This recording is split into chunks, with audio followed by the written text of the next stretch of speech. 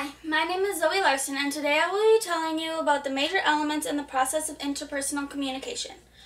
First, I will explain the model in detail, and then I will talk about the personal static effects that affect the way a sender encodes a message and the way a receiver decodes a message. Then I will also talk about the barriers in the message channel and the feedback channel that has formal and informal feedback.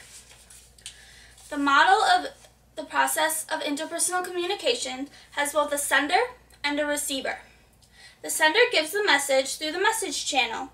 They had an intended meaning for this message. The receiver decodes this message and sends feedback through the feedback channel. The decoded message can either have the same or different meaning than the intended meaning of the sender. Personal static affects both the sender and the receiver. The sender encodes the message, and the way that personal static can affect this is through their emotions and the type of voice they use. In emotions, if the sender is angry, then they will encode this anger in the message. The receiver decodes this differently than the intended meaning if the sender did not intend to be angry. The type of voice they use is the same concept as the emotions. If the sender yells at the receiver, but means to be helpful, the receiver will only decode this message as angry and unhelpful, instead of helpful as the sender had intended. The receiver also brings personal static to the way that they decode. For example, if the receiver is in a bad mood, this will change how they decode a message from the sender than if they were in a good mood. Another thing that affects the way they decode is their education level.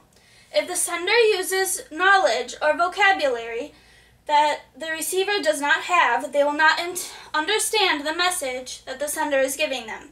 This means that the sender should know who they are talking to and speak appropriately so that the receiver can understand their message clearly. The background and experiences of the receiver can also affect how they decode a message. They will bring their experiences to all of their conversations and decode messages based on what they have gone through and their past experiences. Words have different meanings in different cultures. For example, if a word is common and not offensive in the sender's language and culture, but is offensive in the receiver's culture, they will encode or decode this message differently because it is offensive. The content of the message also affects the way that they decode. If the receiver does not want to hear a message that the sender is giving them, they will decode it differently than if it was something that they want to hear. For example, if it was bad news or something that they don't want to hear, they will not decode it the same way. There are barriers in the message channel. One of the barriers is technology. People need to have the resources and skills to communicate using the latest technology, otherwise a barrier will be created. Another barrier is the culture of the organization. Every organization has a different culture. If you are unaware of the culture of the organization that you work for, this will create a barrier. In the feedback channel, you can either use formal or informal feedback. Formal feedback is planned and officially defined. Examples in organizations of formal feedback include performance reviews, scheduled meetings, scheduled board, or financial reports.